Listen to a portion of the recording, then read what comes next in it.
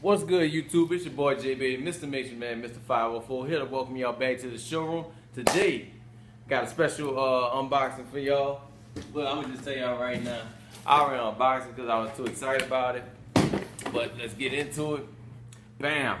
Black and gold Jordan box. Y'all should already know what this is. Air Jordan 9 Retro White True Red Black. Style code 302370. Color code 112. Retail was $190. Now, I would have had this review up for y'all sooner, but what happened was my cousin, me and him wear the same size shoe. I physically went to the store and bought the shoe, but since he wears the same size as me and he really wanted the shoe, this was going to originally be his pair, but since he really wanted it that day, I went ahead and gave it to him, and I waited for this to come in. But with that being said, let me just get into the shoe. Bam! Air Jordan 9 OG. Playoff, Space Jam, Chicago, Tupac, All Eyes on Me. Life of an outlaw, ambition of a hustler. I don't care what you want to call these, man. Nines. Man, these are my grail, dog. Y'all just don't get the significance of this shoe for me, man. If anybody that knows me, they know one of my all-time favorite Jordans is the Retro 9, man. Like, this brings back memories, not just for me, because 93 was a big year for me. As a child, like I said, man, you had a whole lot going on. This shoe just resonate all that within me. Not only was this a significant shoe for me, this was really one of my first Jordans that I ever had for myself. This Jordan right here. But let me get into the shoe for you, man. Let me tell you, on the bottom, as I did on the Kobe's, man, you got that all-white bottom.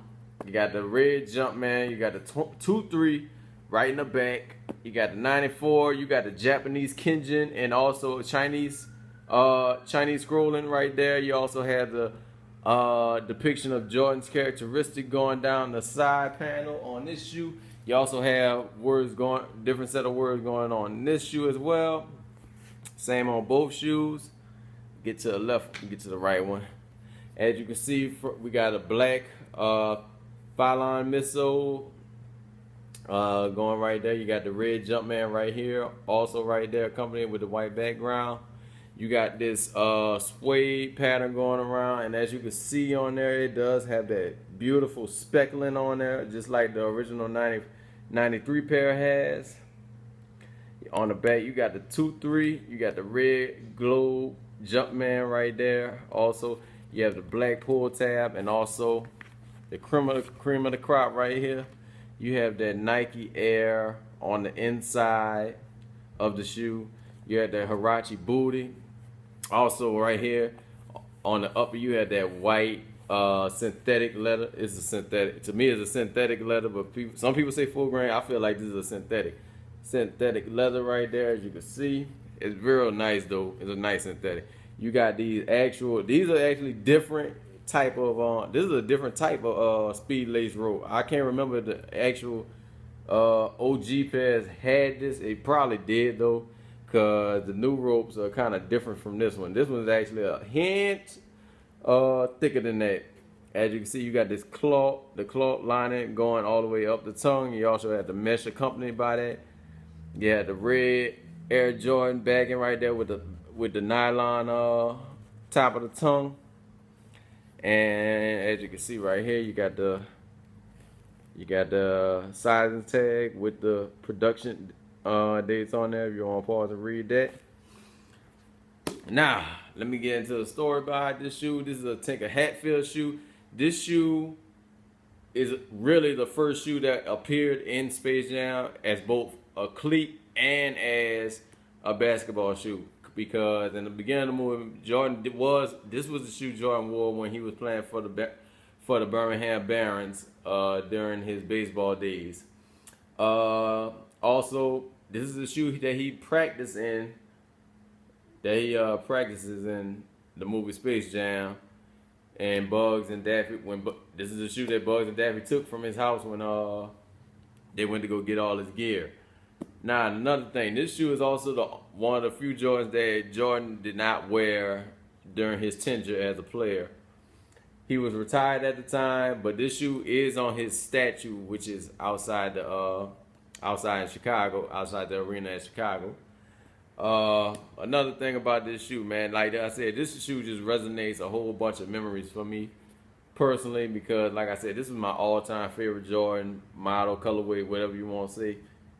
This is my all-time favorite. This Jordan right here, like, this is just a very special Jordan to me, and it's near and dear to my heart. But Tinker made this shoe. Probably didn't even know Jordan was gonna retire, but this shoe just represents the globalization and the impact that Jordan had on the game, not just the game of the NBA, but around the whole world, man. Like I said, Jordan is just a global iconic figure. That's how big his legacy is, man. It transitioned not only in the U.S. but all across the world, man. Like this shoe was the globalized, like this is the manifestation of that, and this shoe represented the globalization of that. Another thing about the shoe, man, like I say, this shoe resonates with me because, like I said, this story, because Jordan didn't have no season behind it, like there was no accomplishment like what the 10 show. Like every year, Jordan had accomplished something, slam dunk champion, 63 points, 69 points, and rookie of the year, and things like how the 10 commemorated that.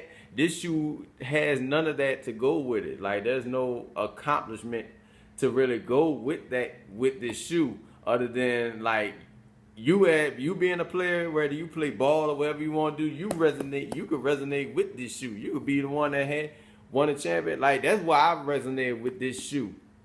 But like I said, man, this is a dope model. This is just like my all-time favorite Jordan. Like, but my only gripe about it is like, and people gonna say something about these. Like, I love these shoes too. These are my favorite.